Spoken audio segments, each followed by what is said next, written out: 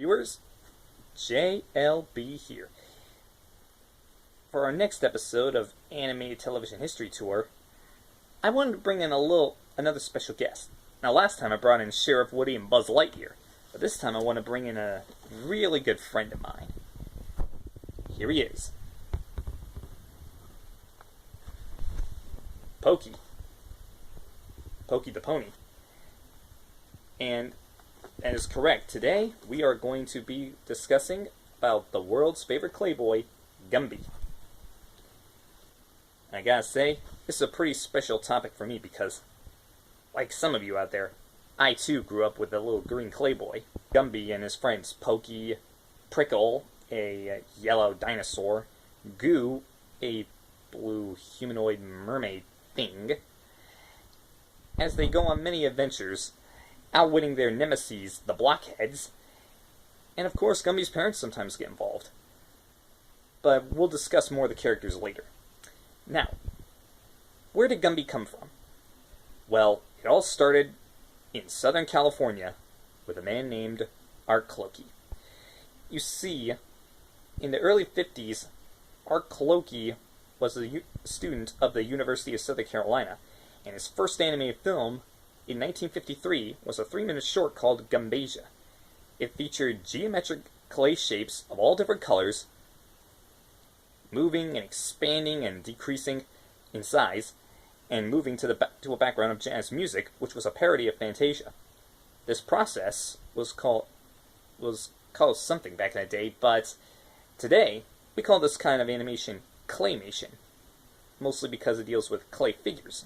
In 1955, Clokey showed Gumbasia to movie producer Sam Engel, who encouraged him to develop his claymation technique. Clokey moved forward, created a pilot for Gumby, and premiered on NBC in 1955. And the rest, as they say, is history. Now you see, Gumby's name actually comes from some muddy clay found at Clokey's grandparents' farm that they called Gumbo. Now, his appearance was inspired by a suggestion of his wife, Ruth, that Gumby would be based off the Gingerbread Man. Now, green was Gumby's chosen color because Clokey saw it as both racially neutral and a symbol of life.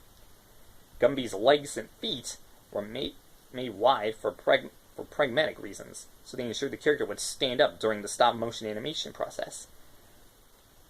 Now, Gumby's shape, as you know, is a green slab of clay. He's about 7 inches tall. His eyes are big white discs with tiny red balls, or discs or pupils. Or discs for pupils, I mean.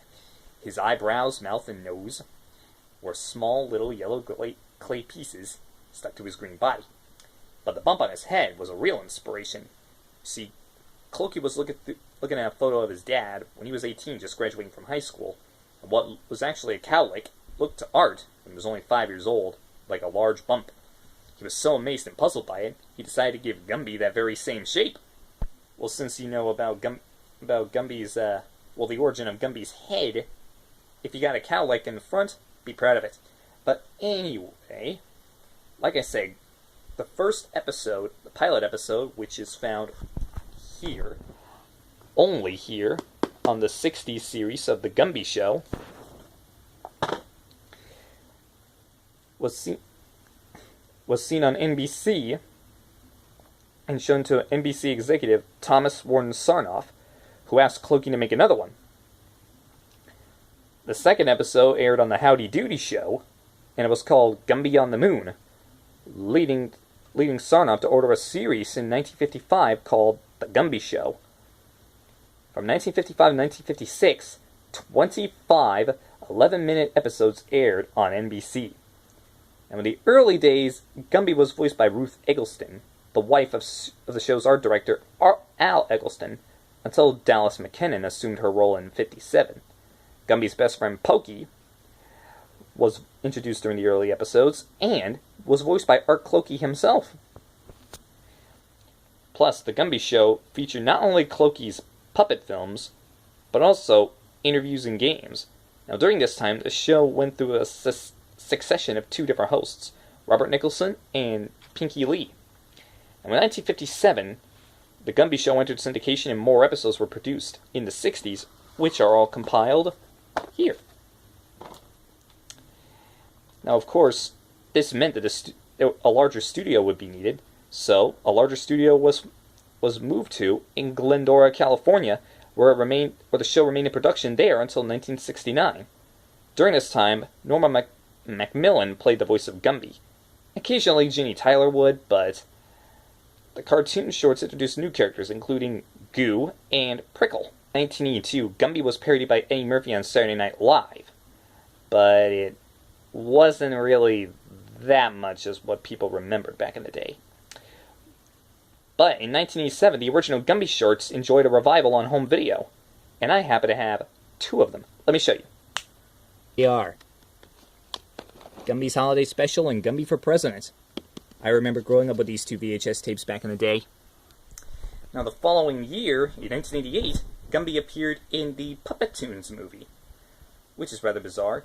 So, this renewed interest in Gumby led to a reincarnation consisting of 99 new 70-minute episodes produced for TV syndication in association with Lorimar Telepictures in 1987. Dallas McKennon returned to play the voice of Gumby, and of course, Gumby and his pals traveled beyond the Toyland setting in the original shorts, and they became part of a musical band. The show also included new characters, including Gumby's sister Minga, a mastodon named Denali, and a chicken by the name of Tilly. In addition to the new episodes, the 50s and 60s shorts were included in the series, but with no audio. The voices were re-recorded, and the original music was replaced by Jerry Gerber's synthesizer score from the 1987 series. Of course, legal issues prevented Clokey from renewing rights to the original Capitol Records production tracks. TV channels such as Nickelodeon and Cartoon Network aired reruns of Gumby episodes. But in 1995, Clokey's production company produced an independently released film, Gumby the Movie, which I happen to have and I grew up with, marking the character's first feature-length adventure. In it, the Blockheads replaced Gumby and his band, the Clayboys. Sorry, my camera glitched out, but the Blockheads in the movie replaced Gumby and his band with robots and kidnapped their dog, Lowbelly, who is also their mascot. The movie featured in-joke homages to science fiction films like Star Wars, The Terminator, 2001: A Space Odyssey, and that's pretty much it for the references. Now, in 1998, year I was born, the Gumby episode Robot Rumpus was featured on Mystery Science Theater 3000, for those of you who are fans of that show. On March 16, 2007, YouTube announced that all the Gumby episodes would appear in their full-length form on site, digitally remastered with their original soundtracks. The deal also extended to other video sites, including AOL over in the UK. In March, I think it's in the UK, but anyway, in March 2007, KQKED TV broadcast an hour-long documentary called Gumby Dharma as part of its Truly CA series. In 2012, MeTV began airing Gumby on weekend mornings in its weekend morning animation block. The show remained part of the channel's programming until the end of 2012. And on April 8, 2015, it was announced that a new Gumby series was in the works, co-produced by the Jim Henson Company. But as of to date, I haven't heard any new news about it, so I'm not sure if it's on the back burner in production or just scrapped altogether. I gotta say, after watching Gumby over the years, I just grown to love watching the adventures of that green little Clayboy, and I'm pretty sure that you might enjoy him too. Meaning, the Gumby Show gets 5 out of 5 stars.